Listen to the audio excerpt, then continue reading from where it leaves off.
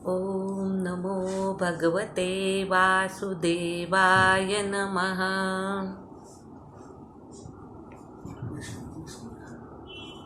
नमस्कार.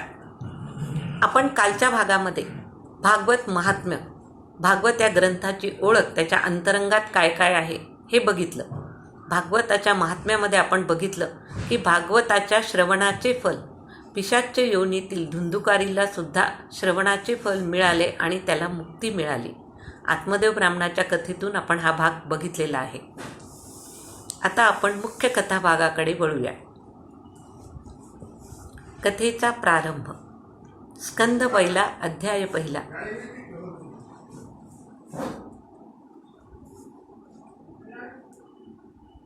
भगवान विष्णू आणि अनेक देवता यांचे परम वास्तव्य असलेल्या नैमिषारण्यामध्ये शौनकादी ऋषींनी यज्ञयागांचे अनुष्ठान आरंभ केले. त्या ठिकाणी सूत महर्षी आले.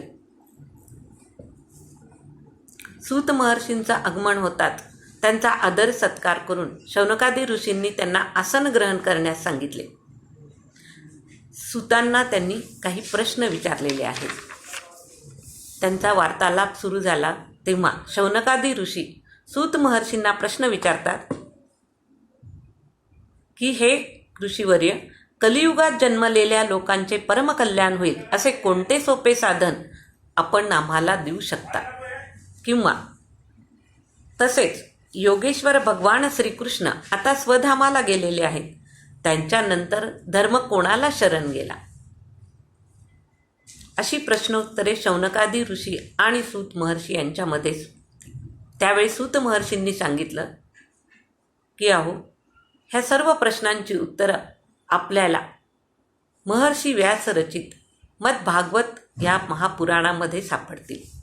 भागवताचा सप्ताह आपण आरंभ करा, तेव्हा आपल्याला याच्या श्रवणातून अनेक प्रश्नांची उकल होत जाईल. शौनकादी ऋषींना आनंद झाला आणि त्यांनी नैमिषारण्यामध्ये भागवताच्या सप्ताहाचं आयोजन केले. सूत महर्षी शौनकादी ऋषींना सांगू लागले. सर्वप्रथम त्यांनी भागवताचे महात्म्य सांगितले. त्यानंतर भगवंताच्या अवतारांचे वर्णन केलेले आहे.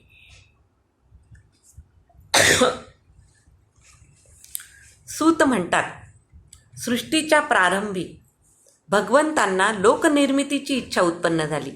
तेव्हा त्यांनी महत्तत्व आदीपासून 10 इंद्रिये, पंचमहाभूते आणि 1 मन अशा 16 कलांनी युक्त पुरुषरूप ग्रहण केले.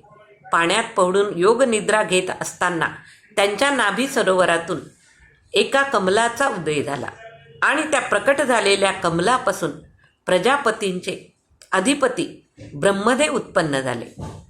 भगवंताच्या या विराट रूपाच्या अंगप्रत्यंगात सर्व लोकांची कल्पना केलेली. आपण जे 3 लोक म्हणतो, भूरलोक, भुवरलोक, त्या सर्वांची कल्पना या अंगप्रत्यंगातच केलेली आहे.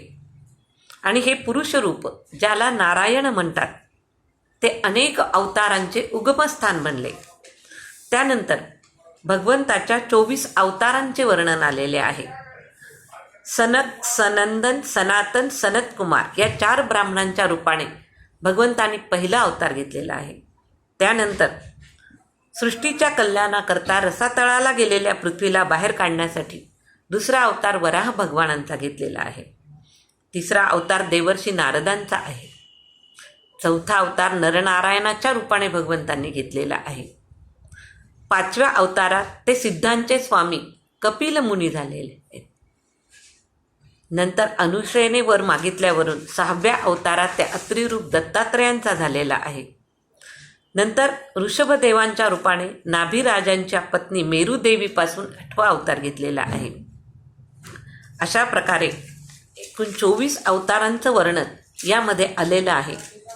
त्यामध्ये वामन अवतार असेल, श्रीकृष्ण अवतार असेल, श्रीराम अवतार असेल, या सर्व 24 अवतारांचं वर्णन आपल्याला भागवतामध्ये पाहायला मिळतं. त्यानंतर सूत महर्षी शौनकादी ऋषींना सांगतायत की जेव्हा महर्षी व्यासांना असंतोष झाला, आपण हे कालच्या भागामध्ये थोडंसं बघितलेलं आहे की 18 पुराणांची निर्मिती केल्यावर सुद्धा व्यासांना अस्वस्थता वाटत होती. त्यामुळे त्यांनी भागवत पुराणाची भक्तिमय गायन असं केल्यानंतरच त्यांना मनाची शांती लाभलेली आहे. त्यावेळेस महर्षी नारद आणि भगवान व्यास यांचा संवाद झालेला आहे. भगवान व्यासांनी महर्षी नारदांना विचारलेलं आहे की तू हरिकीर्तनामध्ये हरिनामामध्ये एवढा दंग झालेला असतो की त्यामुळे तुझे मन अत्यंत परम पावन अशा श्रीहरीच्या नामामध्ये पूर्णतः भरून गेलेले असते, आणि ही भक्ती कशा प्रकारे तुला उत्पन्न झाली आहे ते तू मला सांग. त्यावेळेस महर्षी नारद स्वतःचं चरित्र महर्षी व्यासांना सांगत आहेत. नारद म्हणतात, मी लहान असतानाच माझे वडिलांचे निधन झाले. मी माझ्या विधवा आईसोबत एका सत्पुरुषांच्या आश्रमामध्ये लहानाचा मोठा झालो. मी त्यांना गुरुस्थानी मानत होतो, त्यांची सेवा करत होतो. ते सतत भगवंताचे नामस्मरण, कीर्तन, भजन, अनुष्ठान यामध्ये दिवस त्यांचा पूर्ण जायचा, आणि त्या वातावरणाचा माझ्यावरती खूप प्रभाव झाला आणि मला पण हरिकीर्तनाची ओढ निर्माण झाली. त्यांची सेवा करतानाच त्यांच्याशी वार्तालाप करत करत मी भक्तीचे अनेक मार्गांचं मला ज्ञान प्राप्त झालेलं आहे. त्यानंतर मला एवढी गोडी उत्पन्न झाली की मला त्यांच्यासोबतच संन्यास घ्यावा अशी इच्छा झाली. परंतु माझ्या आईची जबाबदारी माझ्यावर असल्यामुळे मला त्या महापुरुषासोबत पूर्ण वेळ जाता येत नव्हतं. त्यानंतर ते महापुरुष तपश्चर्या करण्यासाठी निघून गेले, परंतु मला त्यांच्या मागे जाता आलं नाही. त्यावेळेस व्यास म्हणतात, आपल्याला ज्ञानोपदेश करणारे महात्मे जेव्हा दुसरीकडे गेले तेव्हा आपण काय केले? आपण तर वयाने अगदी लहान होतात. त्यावेळेस महर्षी नारदांनी सांगितलं, त्यानंतरच्या काळामध्ये आश्रमातील गोठ्यामध्ये माझी आई काम करत असताना तिचा सर्पदंशाने मृत्यू झाला. मी तिचे सर्व श्राद्धादी कर्म करून त्या महापुरुषाच्या शोधार्थ बाहेर पडलो. आता माझ्यावर कोणाचेही पाश नव्हते. मी पूर्णतः मुक्त झालो होतो. सर्व जबाबदारी माझी संपलेली होती. त्यामुळे मी त्या महापुरुषाचा शोध घेत जात असताना जंगलामध्ये एका ठिकाणी हरिकीर्तनाच्या नामामध्ये दंग होऊन गेलो. असे अनेक वर्ष त्या ठिकाणी व्यतीत केल्यानंतर एकदा भगवंताच्या कृपेने त्या ठिकाणी माझे हृदय शुद्ध झाले, आसक्ती नाहीशी झाली आणि मी श्रीकृष्ण परायण झालो. त्या ठिकाणी आकाशात एकाएकी वीज चमकवावी त्याप्रमाणे माझ्या डोळ्यासमोर एकदम निळा प्रकाश चमकला आणि प्रत्यक्ष श्रीकृष्ण भगवान प्रकट झाले. त्यांनी माझी गळाभेट घेतली आणि मला दर्शन दिले. फक्त या हरीच्या नामाचा मी सतत गजर केल्यामुळे श्रीकृष्णाचे दर्शन मला प्राप्त झाले आणि मी धन्य झालो. त्या ठिकाणी त्यांनी मला परमेश्वराने प्रसाद म्हणून ही वीणा मला अर्पण केली आणि सांगितले की तू अखंड हरिनामामध्ये बुडून जा. अशा प्रकारे देवर्षी नारदांनी व्यासांना सांगितले आणि त्यांची अनुमती घेऊन वीणा वाजवत वाजवत स्वच्छंदाने विचरण करण्यासाठी ते निघून गेले. नारायण नारायण. यानंतर परीक्षित राजाच्या जन्माचा कथाभाग आलेला आहे. सूत महर्षी शौनकादी ऋषींना सांगत आहेत. आता मी परीक्षित जन्माची कथा आपल्याला सांगतो. महाभारताचा युद्धाचा काळ झालेला आहे. युद्ध संपलेलं आहे. त्याच दिवशी रात्री युद्धभूमीवरती त्यांच्या कुटीमध्ये पांडव विश्राम घेत आहेत आणि त्याच वेळेस मध्यरात्री अश्वत्थामा पांडवांचा वध करायच्या उद्देशाने त्यांच्या कुटीमध्ये येतो. तिथे पांडवांचे 5 पुत्र झोपलेले असते. त्यांनाच पांडव समजून अश्वत्थामा त्यांचा वध करतो आणि निघून जातो.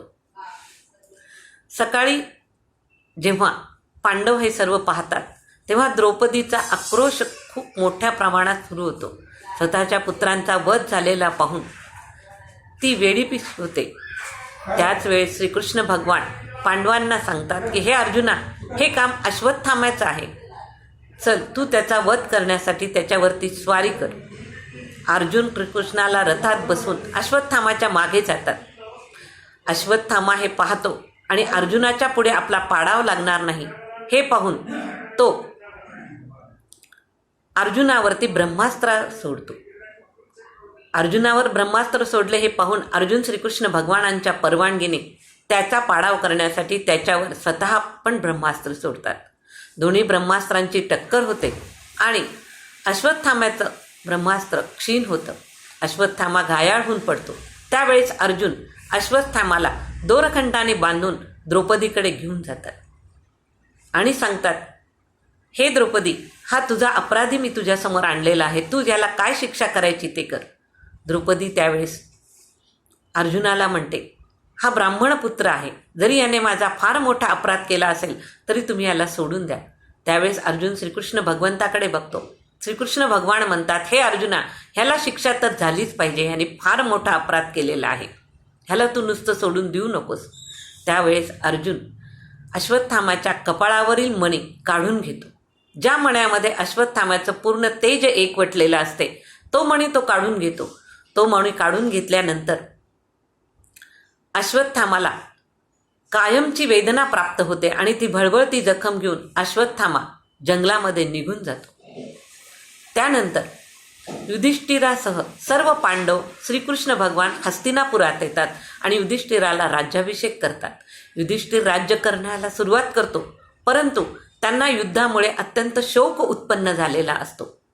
तो शोक नाहीसा कसा होईल हे ते श्रीकृष्ण भगवंतांना विचारतात की मी माझ्या भावंडांचा वध करून हे राज्य मिळवलेलं आहे, मला अत्यंत उदासी आलेली आहे. त्यावेळी श्रीकृष्ण भगवान युधिष्ठिर आणि सर्व पांडवांना युद्धभूमीवर घेऊन जातात, जिथे भीष्म पितामह शरशय्येवर पडलेले असतात. ते भीष्म पितामहांना म्हणतात, तुम्ही युधिष्ठिराला उपदेश करा. त्यावेळेस युधिष्ठिर भीष्म पितामहांना नमस्कार करतात व सांगतात की मला अत्यंत शोक होत आहे, हे राज्य मला करावे अशी इच्छा होत नाही आहे. त्यावेळेस भीष्म पितामह युधिष्ठिराला उपदेश करतात आणि श्री भगवंताला सांगतात की माझे पण प्राण जाण्याची वेळ आलेली आहे, तू मला आता तुमच्या मांडीवरती घ्या. श्रीकृष्ण भगवान भीष्म पितामहांचं डोकं स्वतःच्या मांडीवर घेतात आणि श्रीकृष्ण भगवंताकडे पाहत भगवंताची स्तुती सुरू करतात. अत्यंत सुंदर असं हे स्तुतीचं वर्णन आलेलं आहे. असं म्हणतात की विष्णू सहस्त्रनामाचा उद्गम या स्तुतीमध्ये झालेला आहे. त्या ठिकाणी विष्णू सहस्त्रनाम घेतलं भीष्म पितामहांनी भगवंताची स्तुती करत असताना. अशा प्रकारे भगवंताची स्तुती करत करत भीष्म पितामह आपला प्राण त्याग करतात. श्रीकृष्ण युधिष्ठिरासह हस्तिनापुरात येतात आणि आता सांगतात की मी आता द्वारकेकडे गमन करतो, इथले युद्धाचा पूर्ण विराम झालेला आहे. त्याच वेळेस उत्तरा धावत धावत श्रीकृष्णाकडे येते. श्रीकृष्ण द्वारकेकडे निघालेले असतात, परंतु उत्तरा धावत धावत येते आणि सांगते, हे भगवंता, माझ्या गर्भामध्ये प्रचंड वेदना होत आहेत, ह्याचं कारण काय आहे? त्यावेळी श्रीकृष्ण भगवान उत्तरेकडे बघतात आणि त्यांच्या लक्षात येतं की अश्वत्थामाने सोडलेल्या ब्रह्मास्त्राचा, की जो पांडवांचा वंश नाहीसा करण्यासाठी त्याने तिच्या गर्भावरती सुद्धा ब्रह्मास्त्र सोडलेलं आहे. त्यावेळेस कुंती श्रीकृष्ण भगवानांची विनंती करते की आमच्या वंशाचं रक्षण तुला करणे आवश्यक आहे. त्यावेळी श्रीकृष्ण भगवान अंगुलीमात्र रूपामध्ये उत्तरेच्या गर्भामध्ये प्रवेश करतात आणि त्या गर्भाचं रक्षण करतात. तोच हा पुढे परीक्षित, ज्याचं रक्षण श्री भगवंतांनी केलं, असे हे परीक्षित महाराज उत्तरेच्या गर्भामध्ये मोठे होत असतात. इकडे श्रीकृष्ण भगवान परीक्षिताचं रक्षण करण्यासाठी गर्भामध्ये एक कवच निर्माण करतात आणि त्यानंतर उत्तरेला सांगतात की आता काही काळजी करू नको, आणि ते द्वारकेकडे गमन करतात. द्वारकेमध्ये त्यांचा खूप मोठ्या प्रमाणात आदर सत्कार होतो.